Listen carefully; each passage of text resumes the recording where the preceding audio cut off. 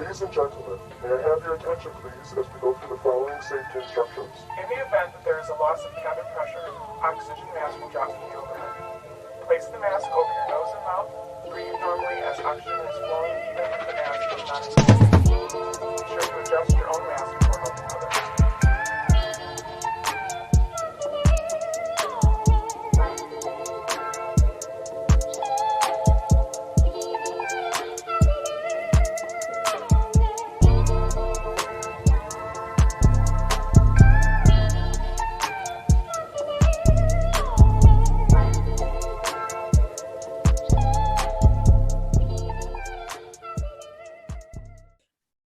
So none of my episodes ever really start off the same way, just to let you know. Absolutely none.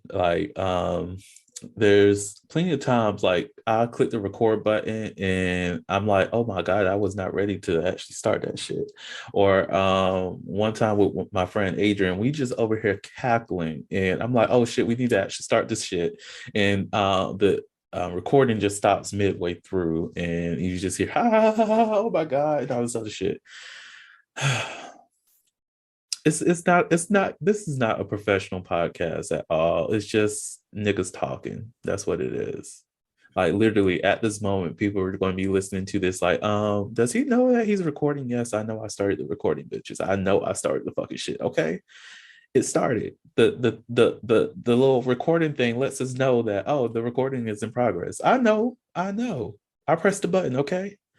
But anyways. Hello, everyone. Welcome to the Soliloquy Podcast, where we step out and talk about sexuality. This is your host, Verdon T. Scott, also known as Sebastian Adams. Oh, I did not mean to introduce that nigga first, but also known as Slaytor Jackson.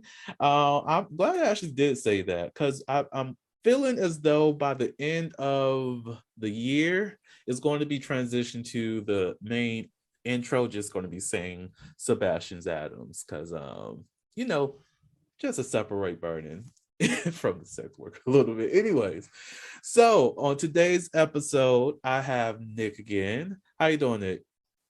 Pretty good. Feeling a little better. Yeah.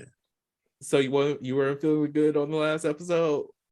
Well, I was a little nervous, but that's because that was an interesting conversation. It's a lot to think about when you talk about stuff like that. But yeah, definitely better. Oh, that's good. Well, this episode, we're talking about mental health and relationships, and we'll definitely get into that a little hot and heavy soon. But first, Nick, let everybody know who you are. All right. What's good, everybody? My name is Nick, the Quick, or you can call me Capone, either one. It don't matter. Again, I'm from Memphis. I work in IT. I like what I do, and I love making music.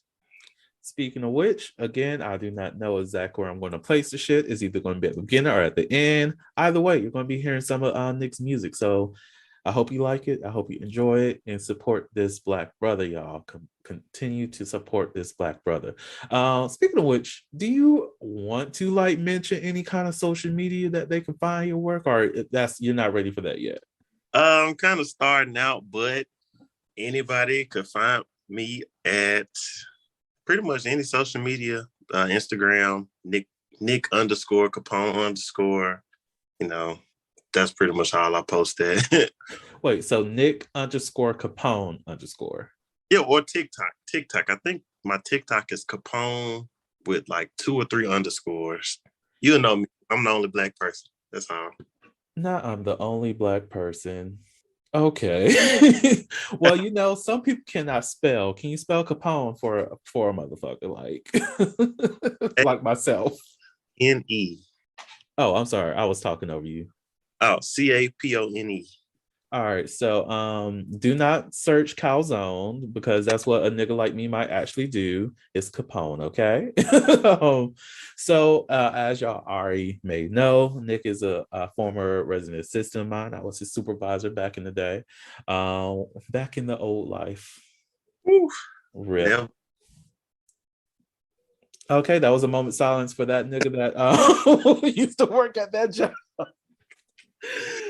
Oh God. So look, once you grow and you continue to grow, you have to have funerals for your past selves. So that was that moment of having that moment for him.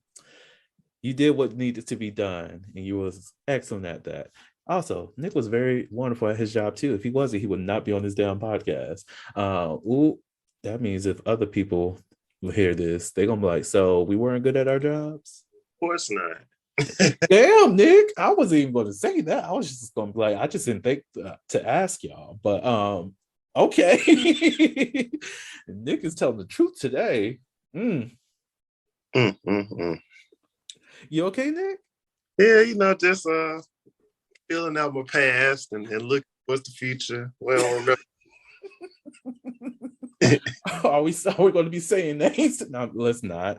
Let's not. I don't want to deal with that mess because everybody know I cuss them out. I don't give a damn. I'm not there anymore. Fuck them. Not them specifically. That place. Anyways, we're supposed to be talking about mental health and relationships. And Nick got me throwing shade, huh? So you know that was a part of my mental health. That's why we went there. What? Oh, releasing that. Okay. I fucks with that.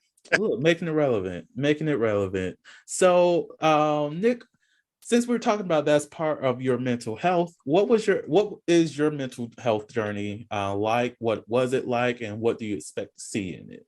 I would say my mental health journey started around 2019 when I first got into my resident assistant job. And, you know, after a semester of caring for others more than they care for me, you know, I kind of met Vernon and met the team at the university I was working for.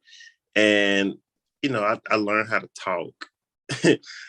And honestly, something as simple as talking helped me a lot through my mental health journey. It's not a lot to it.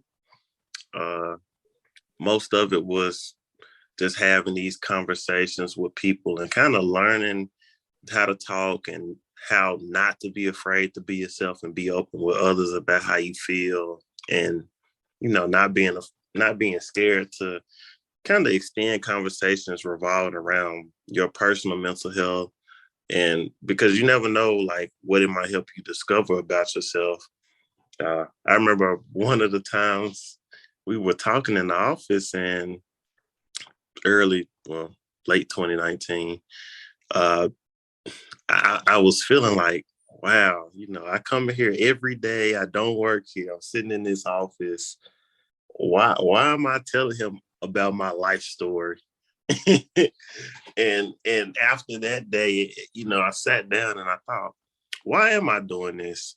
And it made me realize that a lot of the beginning of my mental health journey is that I needed to actually learn to be open with people. Because a lot of my time before college, especially, is I've been to myself, reserved, you know, quiet about how I feel. One of the biggest things that people say about me, and especially like my lifelong friends, they've never seen me really mad. They've never seen me sad or cry. And, you know, nobody can say that they went through their entire life not feeling those emotions.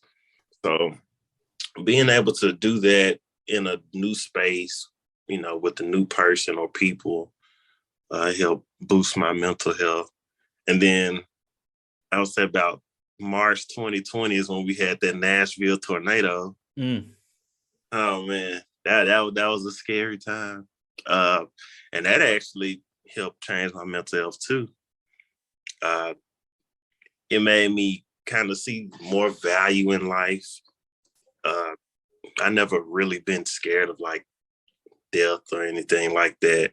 And having something be so close and, you know, going out the next day, seeing what could have been, you know, where you were at, everything destroyed, people lost all their belongings and possessions, kind of gives you a perspective on, like, why should you care about how your mental health is? How should you care about how you value the things in your possessions and how you share your existence with others?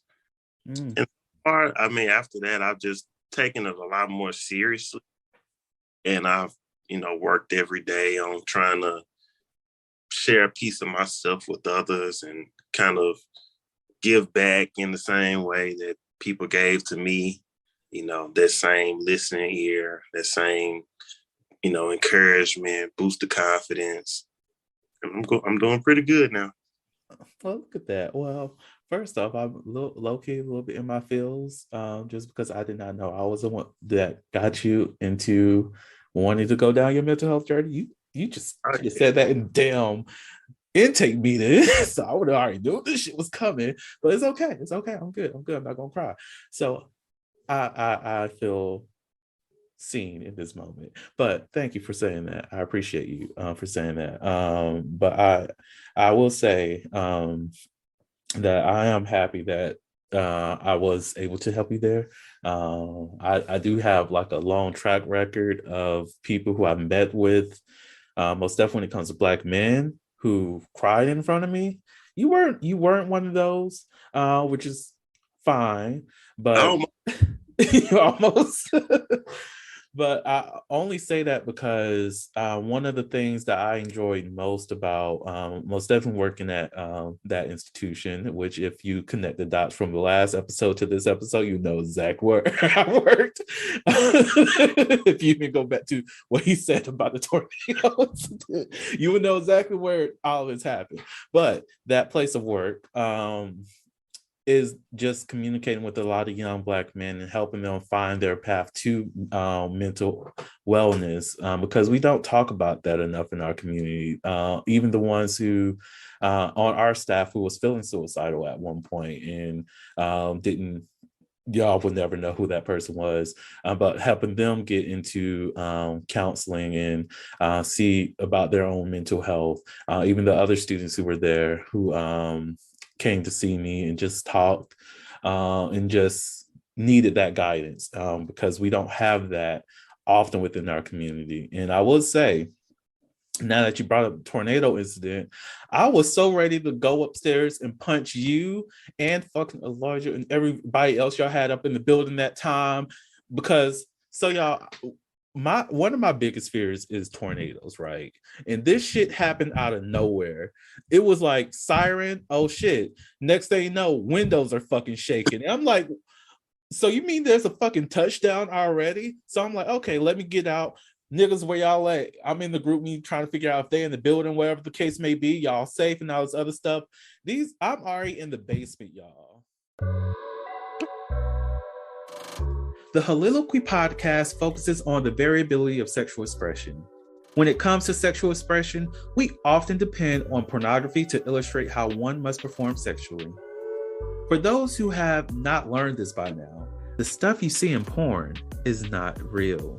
Pornography provides a singular perspective of sexual expression that is not often the reality we see during our own sexual encounters. The Holiloquy podcast is a conversation that takes you outside of the compressed box of what many know about sex. Some of the topics we discuss includes kinks, condom usage, status disclosure, and past sexual experiences. The Holiloquy podcast steps out on sexual norms and recognizes that the norm is not the only normal. Subscribe today and join the conversation.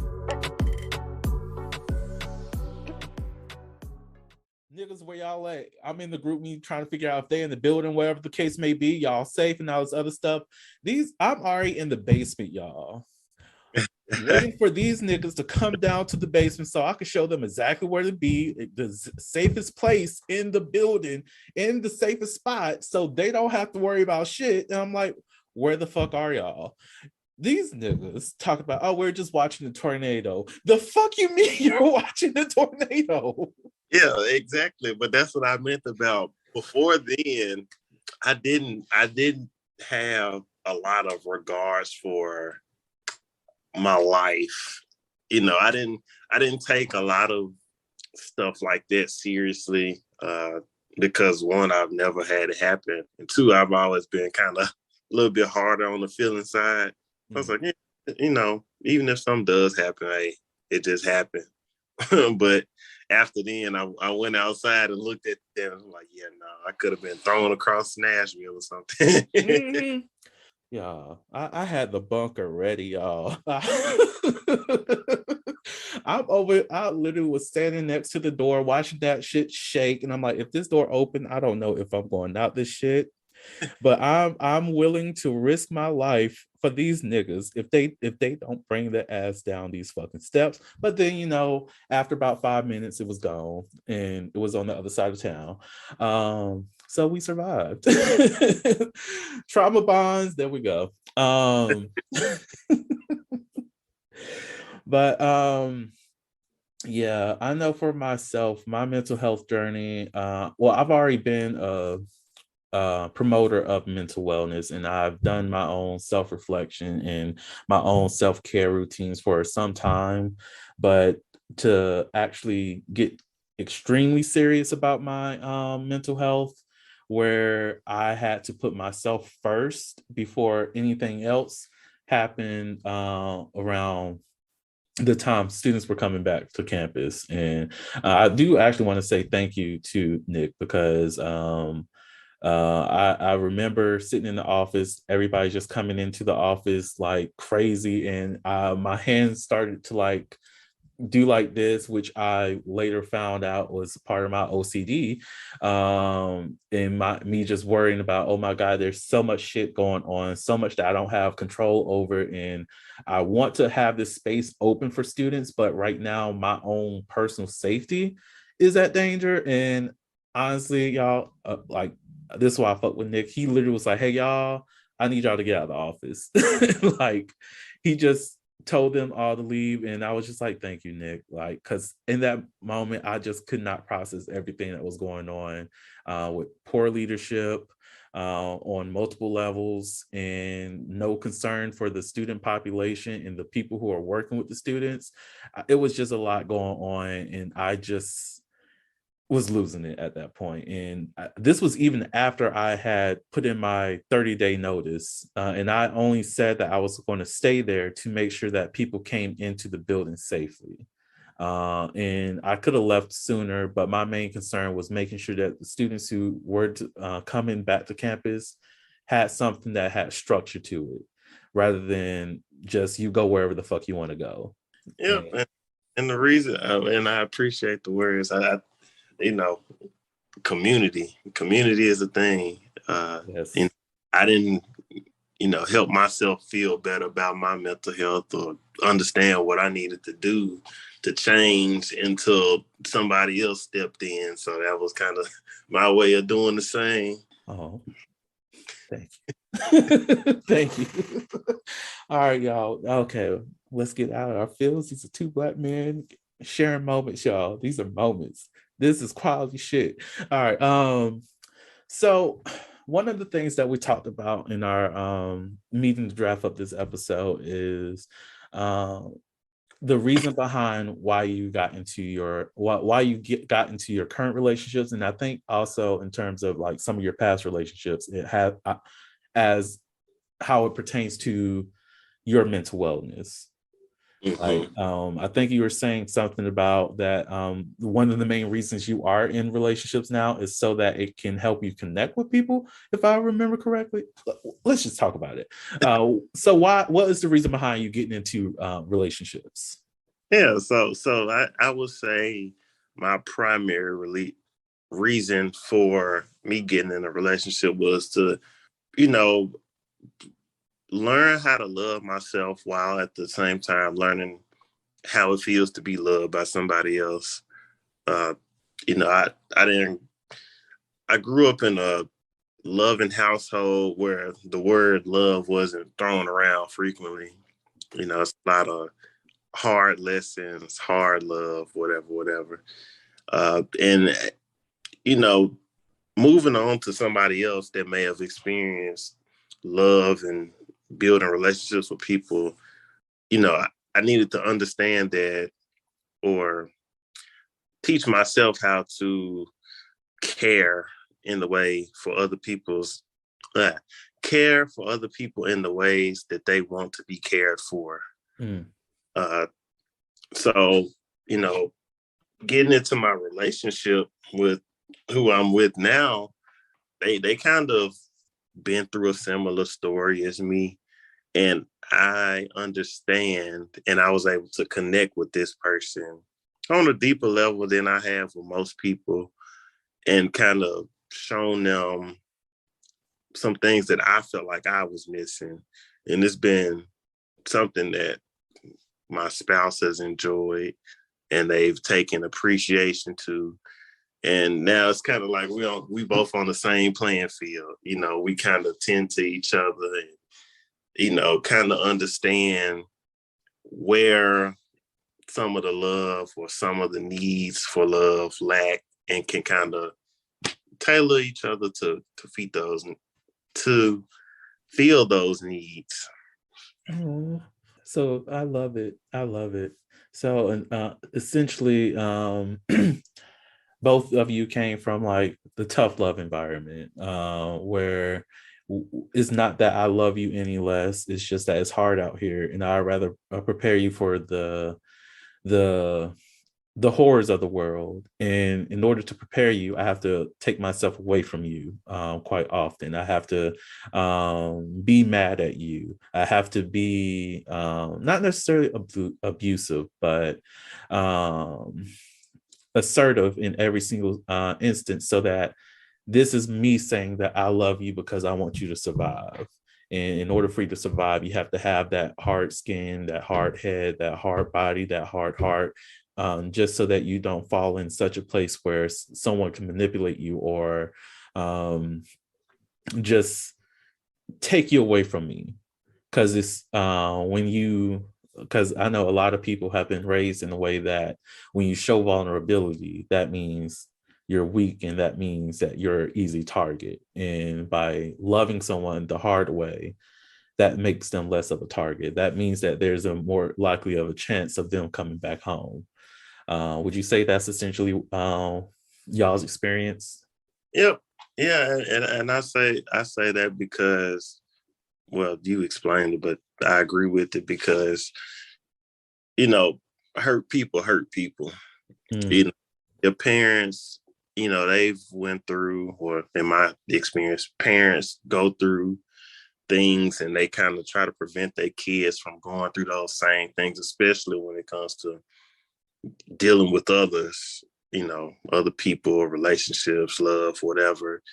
And sometimes, you know, going through those cycles as a adult with responsibilities to your kids, you know, example me, you don't get to be so vulnerable with everything in the world. You have to show them, you know, this is what it is, this is what it ain't, and it's that on that, you know. But as somebody that's been through that, you kind of have to understand that it's not people, your parents, you know, in this case, will work in your best interest, even with the worst words said.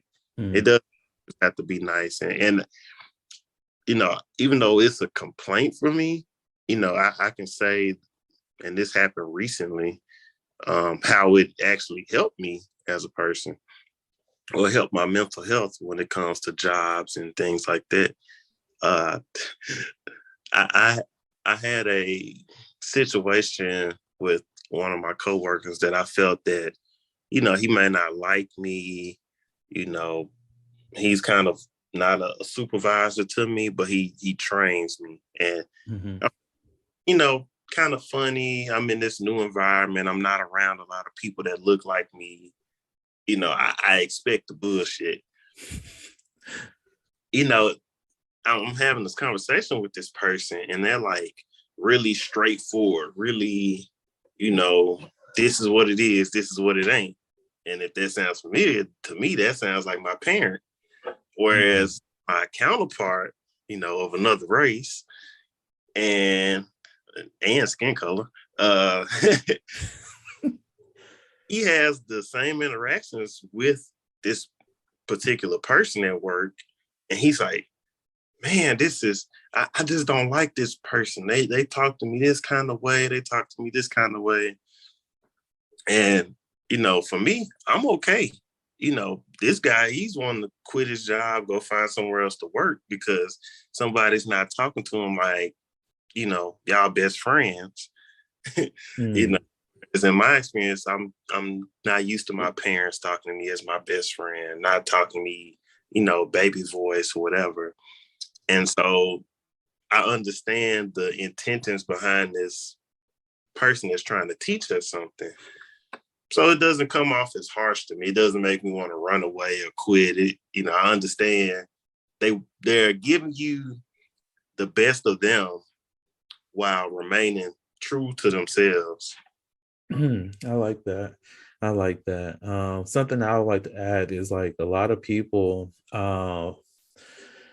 fantasize for better parents, and rather than seeing their parents for who they are, or even the struggles and traumas that they had to deal with. And that's something that I had to deal with too, and which also allowed me to even forgive like my stepdad.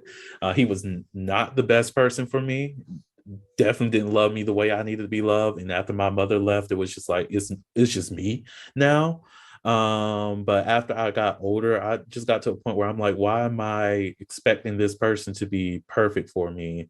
When I all I can really do is continue just to show love and make sure that I show up perfect for myself, make sure that I care for myself the way I want to be cared for, and just let that childhood trauma, that childhood person go, let that hurt go, and just experience this person who may have not been the best parent for me be who they are, not have that expectation that they need to be like Bill Cosby. Sorry, Cliff Huxtable. Cliff Huxtable. Gotta clarify. Gotta clarify. Why expect for them to be some fictitious character that is not them? Just look at them for who they are, what their experiences were, and just be okay with that. Know that even in your adult life, that person probably might not even change, but you can love them regardless of how they impacted you as a child. Like you can know that, okay, I know I can't talk to you about this, that, and the third. I know that I don't have to be there for that event. I know that you don't have to invite me for this, that, and the third. At the end of the day, I still love you for the value that you brought to my life, or even the lessons that you taught me, or the trauma that you caused on my life to make my outcomes a lot better. Yep. And I guess I could say the reason why this conversation ties into why I got into a relationship is because, you know, going through that growing up, going through that into young adulthood, we kind of, especially Black people, we kind of are very heavily tied to our parents, and we kind of grow in the direction of where our parents were when we were younger. Uh, I didn't want that moving forward. I felt that it was important for me to get in a relationship and to experience love and feeling loved and things like that. That way, when I have kids, I'm not, you know, feeding back the same problems that I had with my parents to my kids on, not talking to them a certain way, or not expressing my love for them frequently, or not being, a better parent in the sense that making your child feel the way that they want to feel growing up, making them feel that they can become who they want to be, over these 18, 20 years until you have to release them into the world. So I felt that that was important for me to start early because I didn't, I know my past relationships, I was very harsh. I wasn't cussing nobody out or nothing like that, but when it came to kind of expressing how I feel, I was not good at it because I'm so used to, people telling me that they don't really care for what I got to say, or Mm. they don't care about what makes me angry, what makes me feel invalidated. So that was important. Moving on, that's why I had that break from, celibacy freshman year in college to I didn't get a girlfriend until I graduated college. Mm. You know, that was a 4-year gap.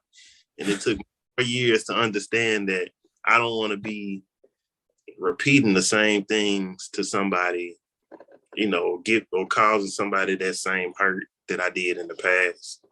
Mm. And within that time frame, were you still engaging with other people, like having conversations, entertaining the idea of dating, just, in the phases and the motions of dating, but not solidifying like you are my girlfriend, you're my partner? Have you engaged in that during that time frame? Yep. And that's when so between those 4 years, I did go through a lot of just talking to people, insinuating that it would be more than what it is, Mm-hmm. Kind of making people feel that I was moving towards a relationship when I wasn't. And talking to those people, and I'm actually friends with every person I've had that type of relationship with to this day. It hurts them. It brings down their self-esteem. It doesn't make them feel good that, somebody isn't showing the care for them that they're trying to show to you. Mm. And, only thing I can say is, this is how my parents treated me. I don't know how to love somebody, in a relationship. I don't know how to be present when I need to be.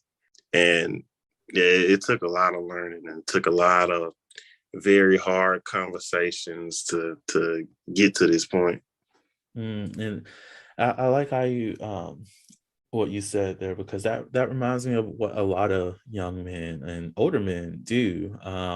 Because I know one of the things that cut me apart from a lot of other people that was my age back then, like during college, is that I knew I wasn't ready for a relationship. And people would approach me saying, "Oh, we should be like after like a 30-minute or a couple days of having conversations." They're like, "Oh, we should be." You should be my boyfriend or whatever the case may be. And I'm like, I'm not ready for a relationship. And then it's, that actually brought more backlash in my face than anything.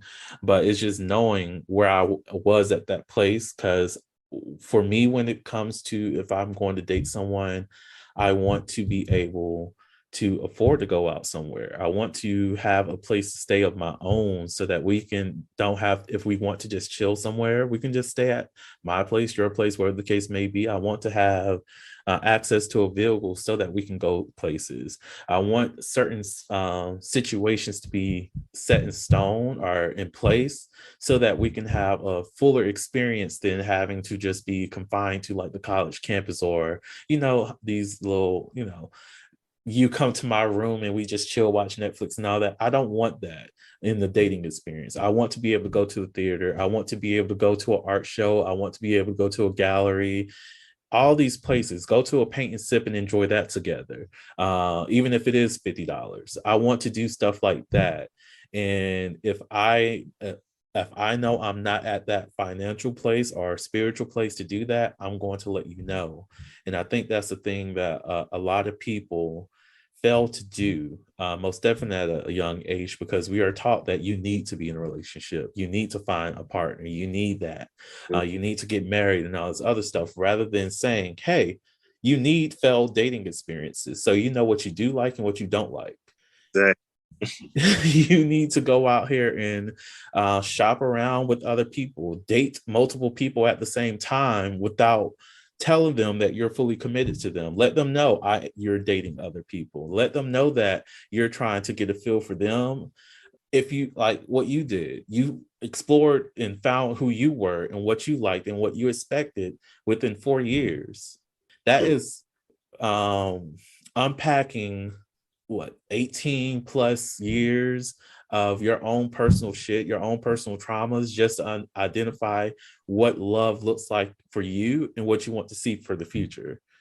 You can't just meet somebody in just 3 days and think that, oh, you're going to be the rest of my life. You actually have to engage with them in multiple seasons of their lives, so you can know that, oh, I feel what you're feeling.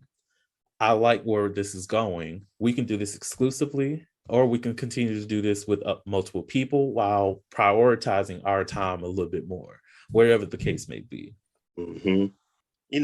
Dating with the intent of growth is always a good thing.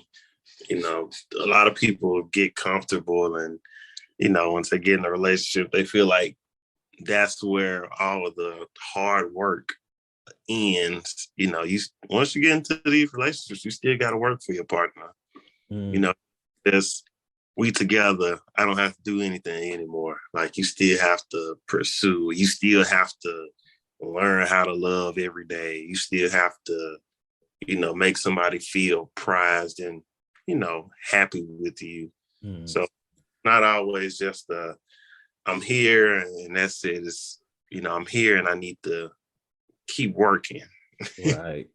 And I'll, even though I don't do this enough, I have to give a shout out to Tyler Perry, by the way that he phrased it in one of the Medea movies, or the play. I think it was the play first, where Medea pretty much said that you do have to fall in love with multiple people in your life, and that's most definitely when you're getting married, because you are different people at different stages in your life. Most definitely, if you're a person who is constantly growing, that's why it's a problem with being stagnant. Because if you want to be the same person that you were when you were 3 years old and you're 33, you have to recognize that there's a problem in that. That you cannot be a 3-year-old all your life. At one moment, you have to recognize, I'm 33. What is a 33-year-old me like? Who is that person? Figure out who that is. Find ways to let that person go. And even, let's say, if that is the scenario, 33 acting 3, do you know how many ages of you that you have to unpack just for you to get to 33? You'll be 36 probably by the time that you finally meet up to 33 and finally get to 36, but before your 37th birthday. Like, it takes a while to unpack all of that. So definitely practice letting that past version of you go a lot sooner if you Yeah. can. And, and going into, there's nothing wrong with going into a relationship, incomplete. Mm. People, especially from what they look at on the media and stuff, they think that you're supposed to go into a relationship as a fully structured, fully, spin the wheel unit, where, in these stages in your life, like you were saying, it isn't always like that. One of the things that reminded me of is this girl I used to talk to for a really long time. And I always used to compare myself to, she was a little bit older. And I would compare myself to people in her age group and how they act and how they, move through life. And I would always have some doubt about pursuing a truly, what's the exclusive relationship with her, because I felt like I couldn't hold up to that standard of somebody that's, 3-4 years older than me. And one of the things that actually made me feel a little bit more confident was one of her friends sat me down and she told me this herself.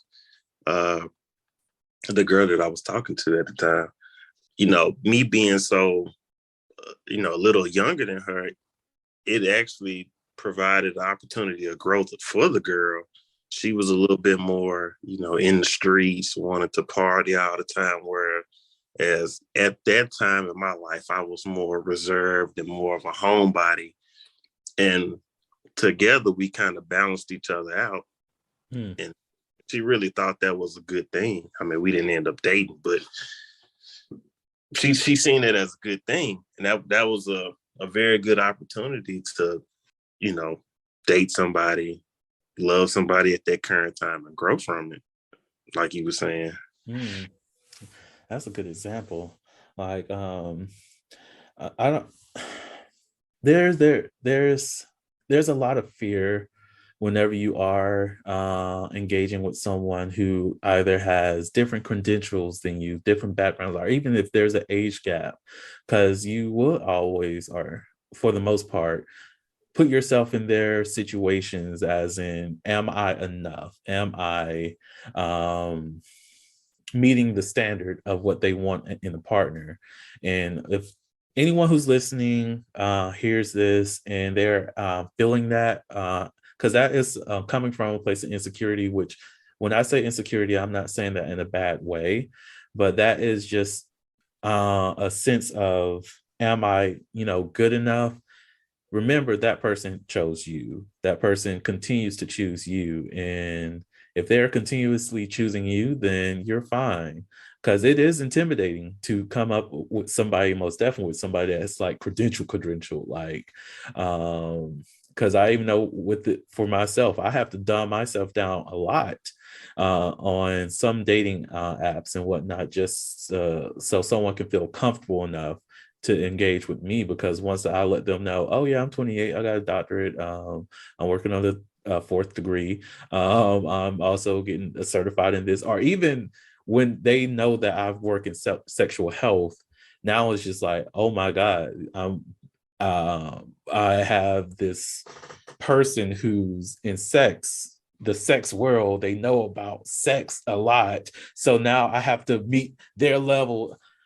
No, I could teach you to come up to my level, but I'm not trying to have you meet me at my level already. I'm just trying to find someone that I can feel like, it's enough. I don't want to compete in that manner. Yeah, we can have competition, but I don't want my degrees or my age or my existence to make you feel insecure about who you are within our relationship. And that's something that a lot of people face in this world. I know, like, there's even been studies on this in terms of like Black women, where they've often felt that their partners are, well, it's statistically proven now, but their partners felt insecure around them, which hindered them from a successful relationship. Most definitely if it's a Black woman that has a master's level or doctoral level degree. So it's a lot. Yeah,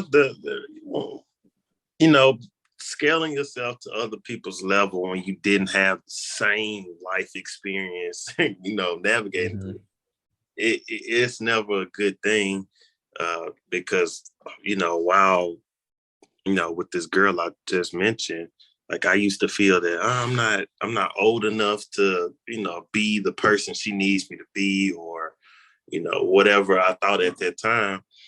Uh, After having that conversation about how I help her, and it made me realize what from her helped me. She was a little bit more extroverted and would like to get out and do more. I needed to learn to like that type of stuff. It's hard, especially when I was younger, trying to meet somebody and they, the first thing they think of you is that you're a boring person. I'm used to consistency in my routine of just, school, work, home, anything, but everything revolved around home. And me moving forward like that was never going to help me grow in the way that I needed to grow. And so I pursued her with intentions to grow. And she also showed interest in me and helping her grow, in a different way than most people would think is okay. But, it's always plus side. Feeling confident and accepted by somebody is very important. Yeah, that's real. I like how that mutual growth. Oh my gosh, I love it so much. Oh, such a growth nerd. But like for real, that's amazing. And truthfully, that's something that I didn't really think about before this conversation, is how certain aspects like extrovert dating an introvert can get them to calm a little bit more, where it's not just about the party style anymore. There's more to life, because introvert like myself, like yourself, we're used to being in the moment, because when you're just staying at home and you're focused on things, you have more opportunities to like read books. You have more opportunity to engage in different discourse about shows or gaming and all this other stuff, because you're creating an environment at home that is like just safe. And then when you are an extrovert, you're not focusing on what's going on inside the house. You're looking at everything outside, where the introvert is often failing at, not seeing how, guess what? I know that you're gaming in here. You got your own gaming community up in here if you're online. But guess what? We have a game shop. Well, let's not say game shop, because it's GameStop. That's the store. Well, we got this game bar down the street where you can just commute. We can just go there. You can meet some of the people locally that you're connecting with online, and we can just play games there. Or we got this going on, like an arcade here, all this other stuff out in these spaces that you are overlooking because you're just trying to stay at home. Or for that extrovert, guess what? This is an opportunity here. You trying to party it up all outside and, go to the club. Let's play some Michael Jackson Experience right quick. If that game still exists these days. But, stuff like that. Yeah. So, Nick, it's about that damn time to bring out the Never Have I Ever stuff, because I'm running low on cards. That's why I have my little book. Oh, this is an interesting question. So I might do all three again. So, Okay. There we go. You ready? Yep. So this is Never Have I Ever. Never have I ever had anal sex. I've never. Really? Yeah, it's not been something I've been interested in doing. I'm very big on safe sex, and I'm not educated enough to feel comfortable partaking in something like that, with associated risks, STDs, whatever. It's nothing wrong with it. Obviously, a lot of it is influenced by good hygiene and things like that. But yeah, nobody I've been comfortable doing that with. Understandable. Well, I have. I definitely have. But I will say, if that is something that you and your current partner is interested in, definitely look into that in terms of like getting the answers that you need. Like what the diet should look like, what the, not even outside of diet, but tools that you can use from like a douche or fleet or whatever kind of enemas to help with that process. Should there be a suppository? Should I do like the little colon cleansing thing, whatever that medicine, to loosen bowels and stool, Yeah. all that kind of stuff. Definitely, if that is something that y'all do try, and this is also for listeners, make sure that there is lubricant. Actually, just in sex in general, I don't care how wet your partner is, use lube, people. Please do. It makes it so. Think of it this way: your partner can be young and they can suffer from dryness. It's not anything to do with them. It's sometimes not even dealing with their arousal with you. It's just a medical concern. But lube helps in that process. It also helps prevent micro tearing of the vaginal canal for those who are engaging in heterosexual sexual activities, as well as anal penetration for those who are engaging in that. Lubricant is your friend. It's always your friend. It's there to make the sex more pleasurable for both yourself and your partner. More pleasurable for yourself and your partner. Pleasurable. It is not lube. Spit is not lube. Oh my God, it is not lube, people. Please don't. Oh my, please don't do that to your partner. Micro tears are horrible, people. They are horrible. They're not your friends. That's how you get even more diseases out here. But so yeah, lubricant, wear condoms, people. Condoms and lube, still great. Go get checked. Go get checked. Yes. Look, if you are very active out here, it's recommended every 3 months. for myself, if you're very active out here and you have the resources, bitch, go weekly. If you're not as active, get checked between sex partners. That's meaning if you're a more of the monogamous dater and you're having unprotected sex with that person, make sure you're tested before you engage in sexual activities with another person. When it comes to HIV and other kind of viral infections, those do take time to kick in. So make sure you give yourself enough time between testing. So you can do, let's say the relationship ended January, you get tested that month, and then 3 months later you get tested for HIV again, because it takes a while, and then 6 months later also get tested, because it can come up anywhere between 3 months to like 2 years. So it takes time. Get checked regularly, people. Please.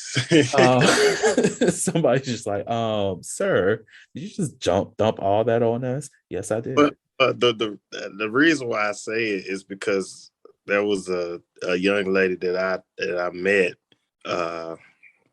and nobody ever told her that information, and I kind of pushed her to go get checked, as a routine, and she found out that she had something for almost 2 years, and there was no symptoms at all, and who knows whose life she could have affected, during years. So it's definitely important.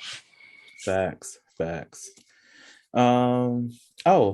Just also add on to that, just because a person does have a sexual transmitted infection does not mean they're a dirty person, because a lot of people out here with something. Look, COVID, we got so many people who have COVID.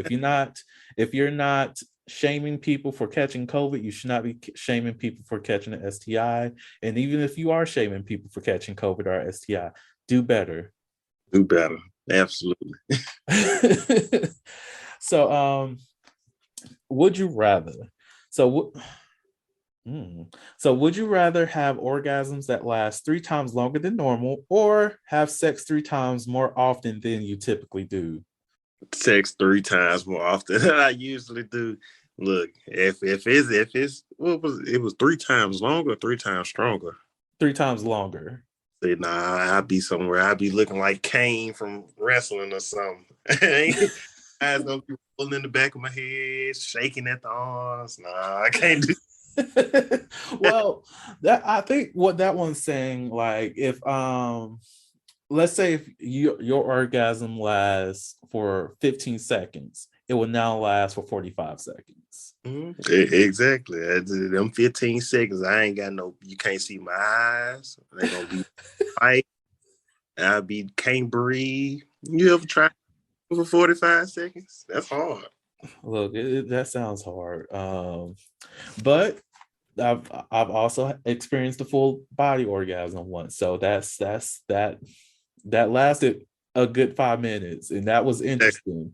I don't know if I could have done that for 15, but that 5, I was by myself at the moment, but that 5 did what needed to be done for a good 3 months. But do I want that often? I'll say no, because if every single one of my orgasms lasted for 5 minutes, I will want sex less. And sometimes I do like just the activity of sex without orgasm. So yeah, plus if you think about it from this perspective, if you're having it 3 times more often, you really gonna have it 3 times. Well, not at the same time, but the same amount of time. You're right. So I think I'll go with 3 times more often. Because one, I'm currently in a dry spell, and I need that dry spell to like stop. So just waiting on you. Huh? I said, girlfriend, if you're hearing this in the future, just know I'm waiting on you. I'm done. I'm so fucking done. she just gonna be like, oh, okay, I'm pulling up. She just text you, I just heard that episode, Nick. I'm pulling up right now. Have that thing ready. Have my trench coat on. You ain't gotta ask me nothing. This nigga said a trench coat. Okay. I'm done. All right. So, Well, I hope she is listening to this episode because hold him to this answer. Hold this nigga to this answer. So this is that sex question. It says, describe your ideal date that would really put you in the mood. Damn. Honestly, it's nothing too crazy because if I'm interested in somebody, I'm already always on go. I would say, man, something simple like getting really dressed up, going to, flying somewhere different, going to like a rooftop, eatery, one of them fancy diners, something you might see in California, or something you may see in Vegas, really good scenic view, have your good little cologne, or for her perfume, have all that right. Enjoy some quality times, just really good conversation. And honestly, that's all it takes for me. Oh, I like it.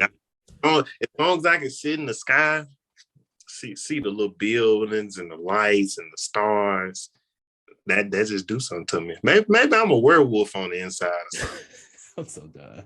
Well, you are wolfing now, so. Don't do much. So I will say for myself, I'm extra. So and I like kinky shit too. So if I were to do that ideal date, it's gonna have multiple locations. So first, the actual date, and then there's going to be the role play side of the date. So the first side, we can go to like the theater show, watch that, enjoy the production. So probably a matinee. Then after the matinee, we probably go get some food, enjoy that, get some drinks, margaritas, whatever the case may be, and then take like a 2-hour break from each other.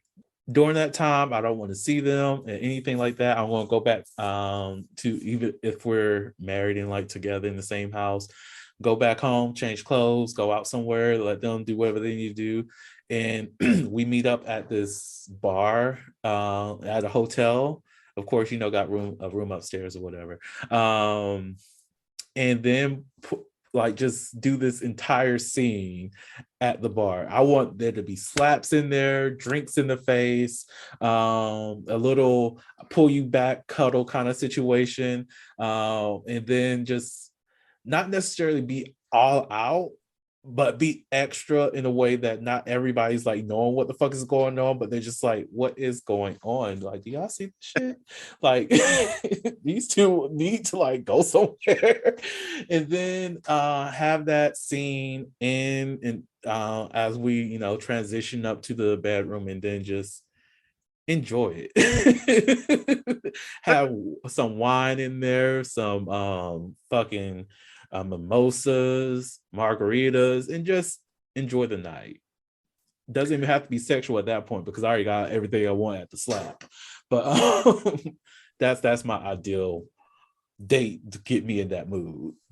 Yeah, but now that you say that, that kind of actually made me think about where my explanation went wrong. Yeah. So truly, what would get me is that, I mentioned the rooftop bar. I like being in the sky. Being in the sky just gives me some type of different feeling. But I was thinking about, what was it? Like a lot of music. Like I'm very into the romantic kind of loungy type feel, like rose petals, really good music, something where you feel alone, but at the same time, I also want to feel watched too. So that's why I need a place where it's like in the sky, floor to ceiling mirrors. You got the full panoramic view of the city. Just leave it open. Fuck it. I fucks with that. Nick over here on his voyeurism. I'm like, okay, nigga, yes. I fucks with it. Like you said, get you a good, you drink it. Give me a good blunt, smoke it up, relax in the bed, looking out at the city, and then, hey, it's time. I fuss with it. So, Nick's partner, I hope you heard that. Let's y'all go ahead and get that set up so y'all can go ahead and experience that. On top of that, this is why I need people to go ahead and help me get off the ground. Increase these paychecks, Lord, with abundance. That's what we need. As well as, I really do want my business to skyrocket in such a way that I can, because I want to, one of my goals with my business is to build a resort that's based on sexual fantasies and experiences. And that will be something that I would love to add. Now that you put that in my preview now, I would like to have a rooftop patio dedicated to outdoors sexual experiences and play parties. Oh my God, the wonders of that play party that will happen under the stars. Oh my God. And it's if you're in a space where it's all about positive and consensual sexual activity, everything's beautiful, everything's great. It's just everywhere you're going, somebody is enjoying themselves consensually. Oh, y'all help me make my dreams come true, huh? Have you ever thought, earlier we talked about orgasm and feeling grounded from it. Have you ever thought about how it feels to be, when you climax or whatever, grounded, but you're not on the ground? I think that's why I like it. It's like you in the sky. There's nothing below you. I felt look, one of my fantasies, because this is not my ideal date, but this is just one of my sexual fantasies, is to have sex in zero gravity. Oh, I really want to do that. That will be so fucking lit.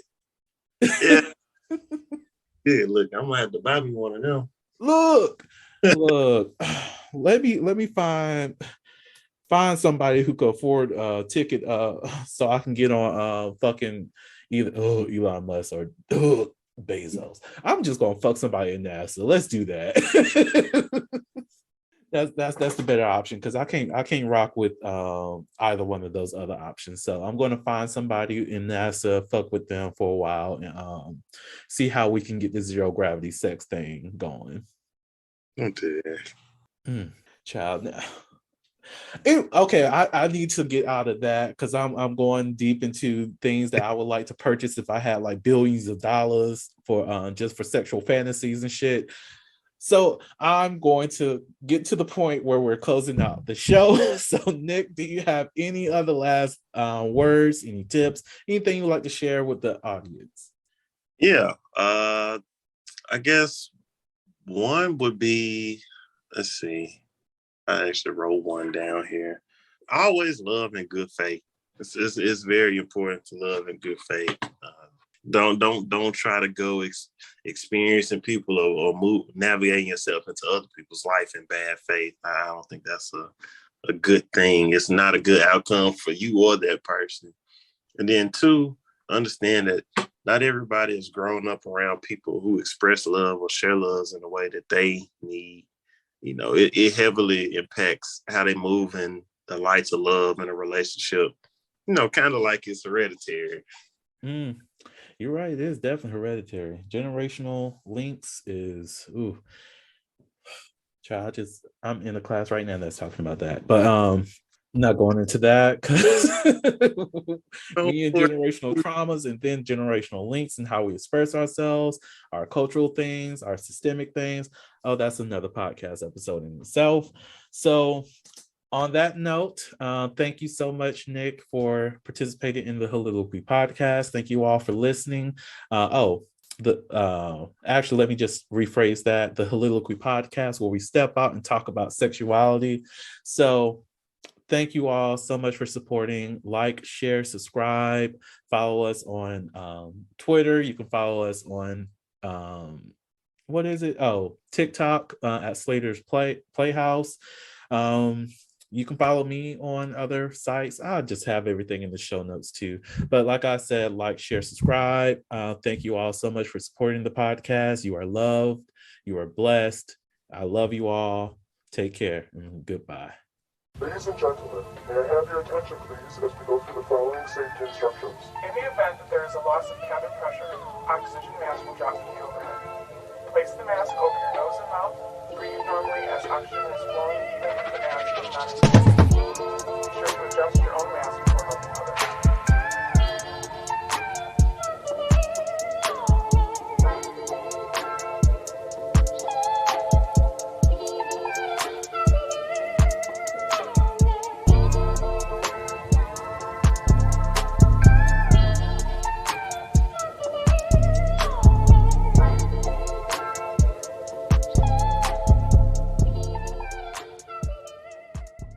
Thank you for listening to the Soliloquy Podcast, where we step out and speak on sexuality. You can subscribe to the podcast through your favorite podcasting app and find us on the web at www.soliloquy.com. That's www.heauxliloquy.com. Share the podcast with your friends and join the conversation.